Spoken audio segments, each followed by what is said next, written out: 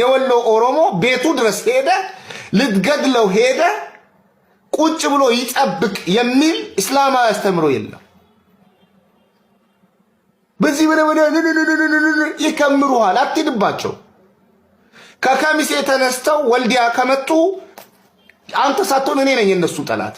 ከወልዲያ ተነስተ ከጎንደር ተነስተ ከጎጃም ተነስተ ከሚሴ ድረስ ሄደ መሳሪያ ተሸክመ እገላቸዋለሁ እነግራለሁ። እንደሌላ ኦሮሞ አይደሉም እነሱ። በቃ በፍጹም ባናቱ ይተከል ከፈለገ እንደዛ ብለሃል ብሎ የሚለኝ ኦሮሞ ካለ እንደሌላ ኦሮሞ አይደሉም እነሱ። እንደ ወለጋው እንደ አርሲው እንደ ሐረሩ እንደ ጅማው እንደ አርሲው አይደሉም። እጅግ በጣም መራር ናቸው፣ ደመ መራር ናቸው። ደመ መራር የሚያደርጋቸው በጠላት ማከል ተከበው ለዘመናት ባጼዎቹ ዘመን ትንሽ አረፍ ያሉት በኢህአዲግ ዘመን ነው። ትንሽ አረፍ ያሉት የኢህአዲግ ዘመን ሲያበቃ በብልጽግና ዘመን የአጼዎቹ ዘመን ተደጋጋሚ ጦርነት ተከፈተባቸው። አብይ አህመድ ከመጣ ሰባተኛ ጊዜ ነው ያሁኑ ጦርነት። ሰባቱንም ጊዜ አብድደው አራሩጠው እንደ ጤፍ ከምረው ሮጦ የሚያስጥልህ አብይ ነው። ደግሞ አብይ ጠላቴ ነው ትላለህ። ወላሂ ላዚም አላህ ሻሂዴ ነው። ሰባቱንም ጦርነት ይሄንን ራሱ የሚያስቆመው አብይ ነው። ሰባቱንም ጦርነት እየገሰገሱ ወደ ባህር ዳር ሲሄዱልህ የሚያስቆማቸው በቃ ከዚህ በላይ አትሂዱ ሽማግሌ ምናምን ተብሎ የሚያስቆማቸው አብይ ነው።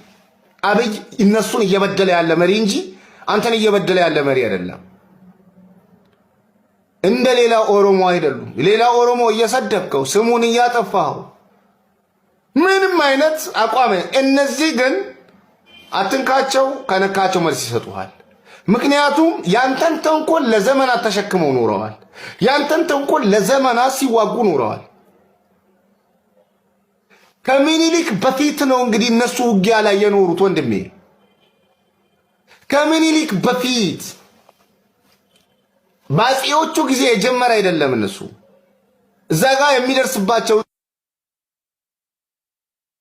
ጥቃት የዛ አካባቢ ገዢ መደብ በተደጋጋሚ እነሱን ለማጥፋት ይዘምታል። እነሱም ይመክታሉ።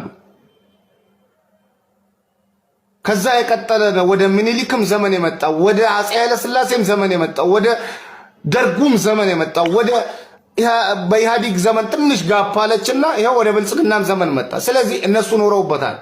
የወለጋ ኦሮሞ በምላስ ታቆስለዋለህ እንጂ ብዙም አላቆሰልከውም። እንደነሱ አልቆሰለም።